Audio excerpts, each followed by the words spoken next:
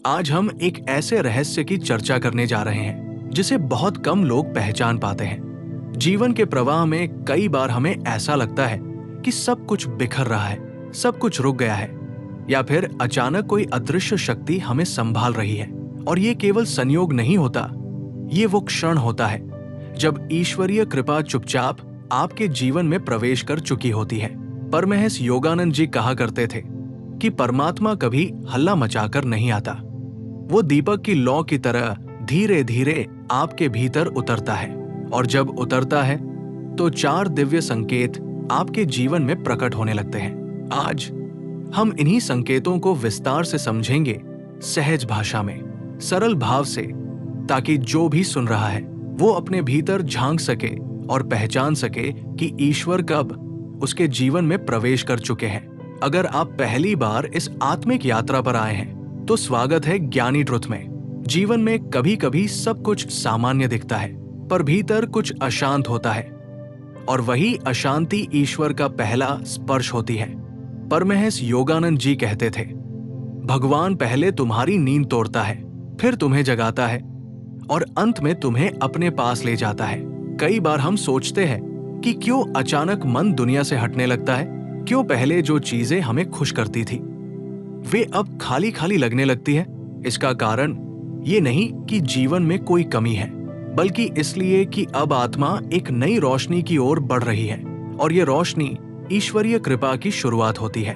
धीरे धीरे व्यक्ति के जीवन में एक दूसरी अनुभूति प्रकट होने लगती है, जैसे कोई अनदेखा हाथ आपको संभाल रहा हो, जैसे कोई अदृश्य शक्ति आपकी गलतियों को रोक रही हो, और जैसे कोई मौन गुरु आपके भीतर बैठकर कह रहा हो, ठहरो, अब तुम्हारा मार्ग बदल रहा है।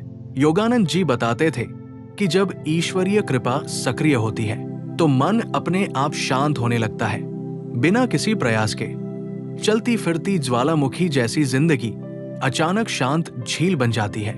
पहले जो बात आपको तिल मिलाती थी वो अब आपको छू भी नहीं पाती। ये शांति सामान्य नहीं होती, ये दिव्य स्पर्श होता है। लोग सोचते हैं कि कृपा जब आएगी तो सब कुछ चमक उठेगा, पर ऐसा नहीं है। कृपा चुपचाप, मौन, जैसे किसी की सांस की तरह आपके जीवन में उतरती है। आपको पता भी नहीं चलता कि कब आपकी सोच बदलने लगी, कब आपकी आदतें बदलने लगी, और कब आपका मार्ग ईश्वर की ओर मुड़ गया। और फिर शुरू होता है सबसे अद्भुत अनुभव, मन का बोझ अपने आप हल्का होना, किसी के कहे से दुख न होना, किसी घटना से टूट न जाना, और किसी परेशानी में डूबने की इच्छा न होना। ये वो अवस्था है जिसमें आत्मा अपनी ही रोशनी में खड़ी हो जाती है। आप कुछ किया नहीं करते, आप खुद ही होने लगते हैं, और यही ईश्वर का दूसरा स्पर्श होता है। धीरे धीरे जीवन में ऐसी परिस्थितियां प्रकट होती है जिनका कोई तर्क नहीं होता, कोई कारण नहीं होता, पर वे आपके भले के लिए होती है।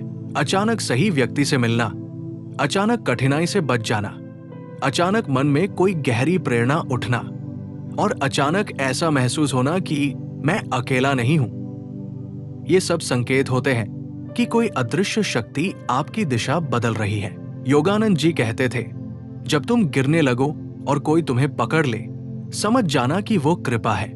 जीवन में अनेक बार ऐसा होता है कि हम गलत दिशा में कदम बढ़ा देते हैं, पर कोई भीतर से रोक देता है। वो रुकना संयोग नहीं होता, वो दिव्य हस्तक्षेप होता है, और फिर एक और गहरी परिवर्तन की शुरुआत होती है। अहंकार का टूटना, मन की लड़ाई समाप्त होना, और आत्मा का झुक जाना। जब इंसान सच्चे अर्थों में झुकता है तभी ईश्वर उसे उठाता है।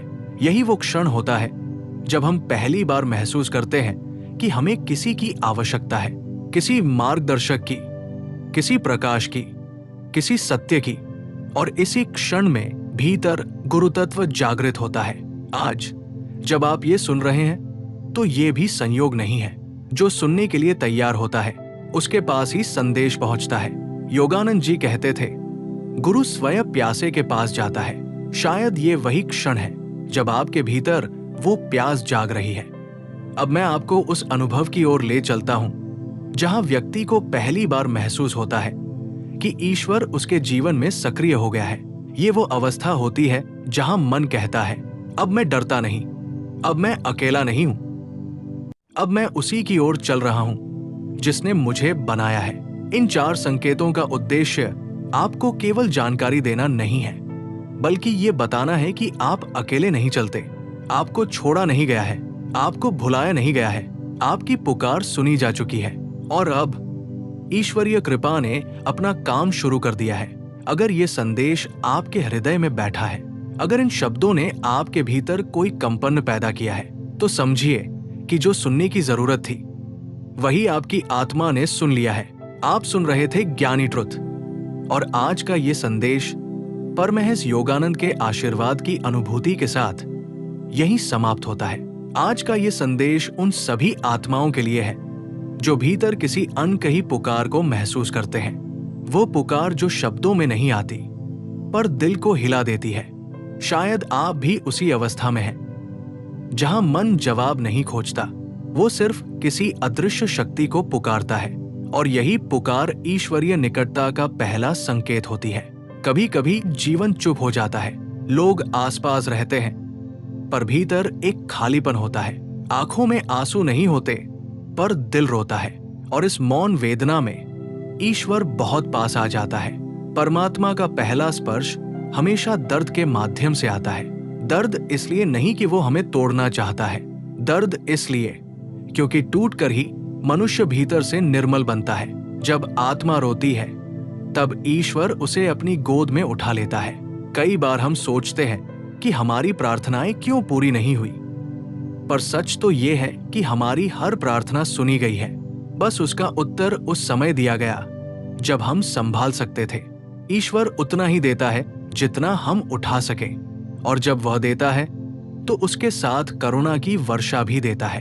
धीरे धीरे जीवन में एक अनजाना परिवर्तन शुरू होता है। जो बातें पहले हमें परेशान करती थी वो अब उतनी भारी नहीं लगती।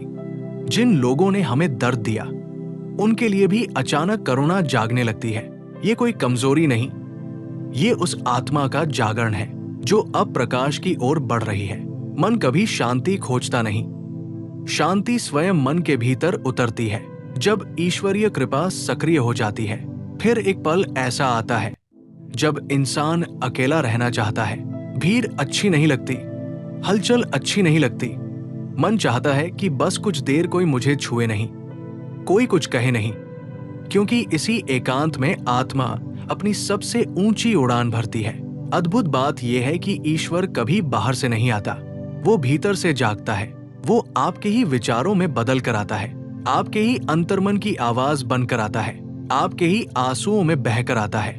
और जब वह आता है तो भीतर एक नई अनुभूति जन्म लेती है, जैसे कोई आपको थाम रहा हो, जैसे कोई आपकी पीठ पर हाथ रखकर कह रहा हो, मैं हूं, मैं हमेशा से था और अब से हमेशा रहूंगा। धीरे धीरे व्यक्ति के भीतर से एक पुराना बोझ उठने लगता है। वो बोझ जो वर्षों से जमा था, किसी धोखे का, किसी दर्द का, किसी अधूरी चाह का और किसी अपूर्ण प्रेम का, एक एक करके सब हल्का हो जाता है, जैसे किसी ने भीतर की सारी गांठें खोल दी हों। बहुत से लोग इस अवस्था को समझ नहीं पाते। वे सोचते हैं कि शायद वे कमजोर हो रहे हैं, लेकिन सच ये है, ये वो क्षण होता है जब आत्मा सबसे अधिक मजबूत होती है। रोना कमजोरी नहीं, रोना ईश्वरीय स्पर्श की अनुभूति है। सूखता वही है जिसे सूर्य ने छुआ हो, और पिघलता वही है जिसे प्रेम ने छुआ हो।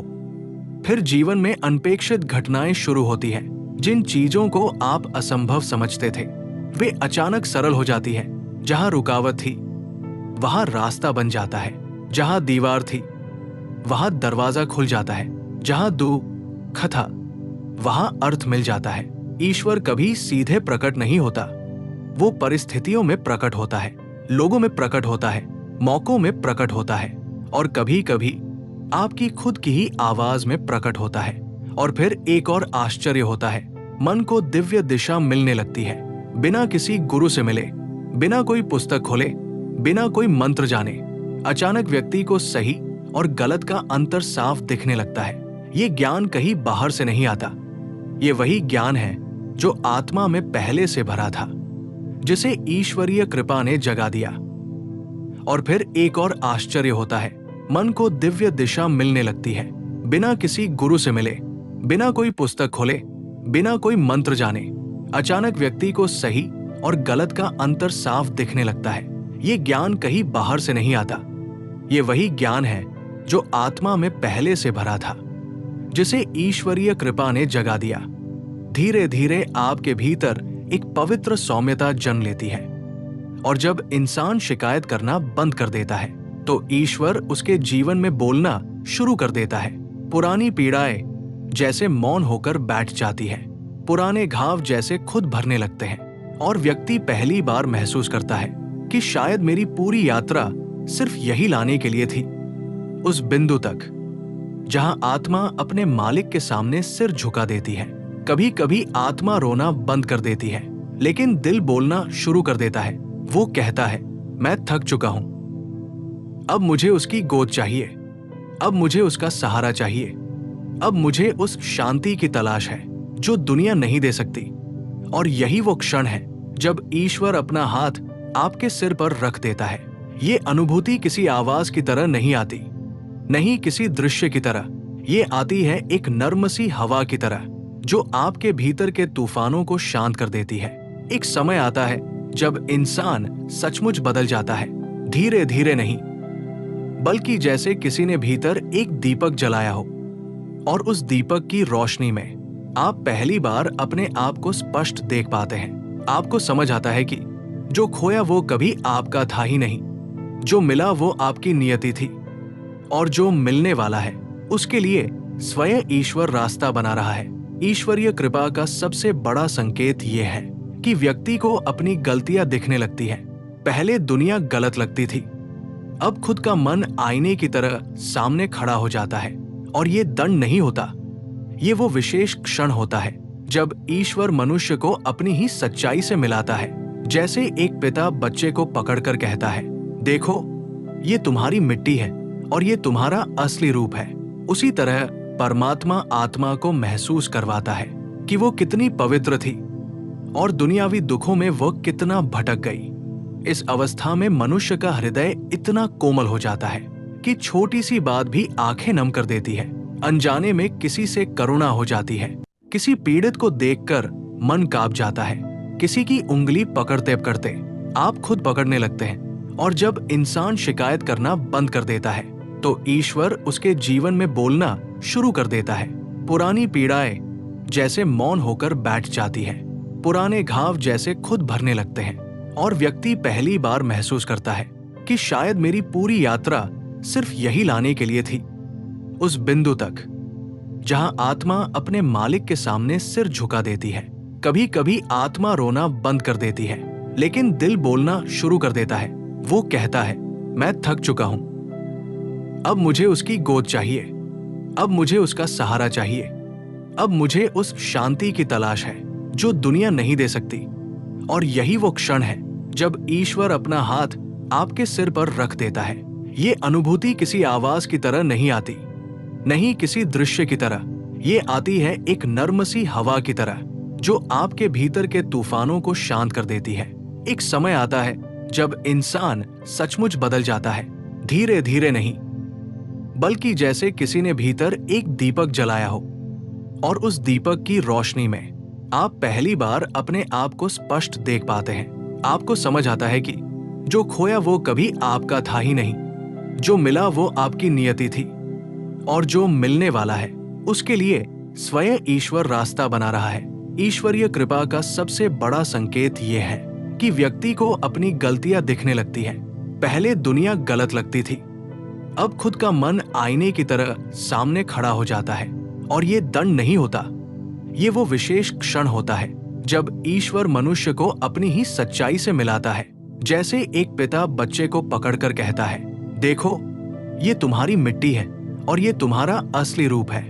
उसी तरह परमात्मा आत्मा को महसूस करवाता है कि वो कितनी पवित्र थी और दुनियावी दुखों में वो कितना भटक गई। इस अवस्था में मनुष्य का हृदय इतना कोमल हो जाता है कि छोटी सी बात भी आंखें नम कर देती है।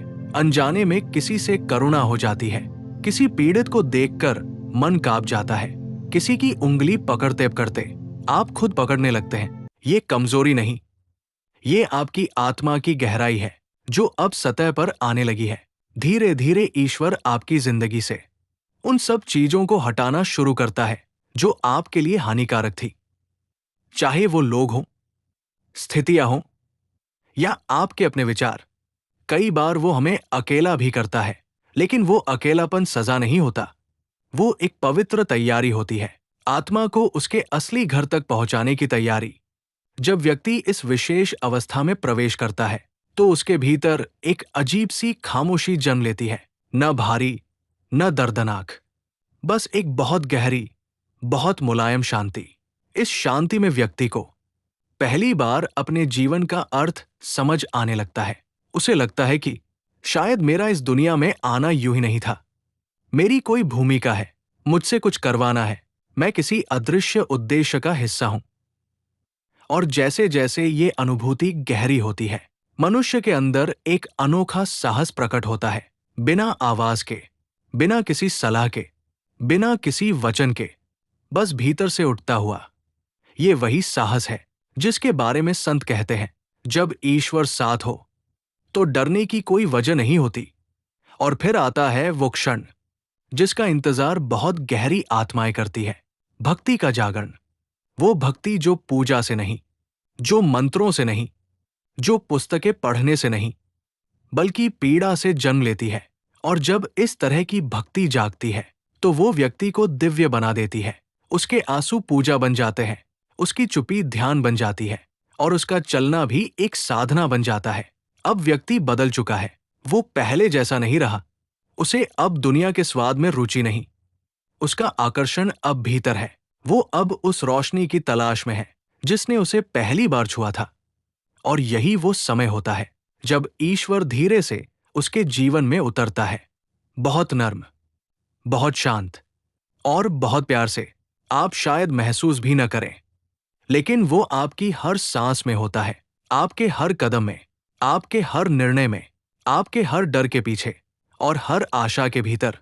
आपने कभी सोचा नहीं था कि आप इतना बदल सकते हैं, लेकिन बदलना नहीं था, ये लौटना था वापस उस मूल रूप में जिससे आप आए थे।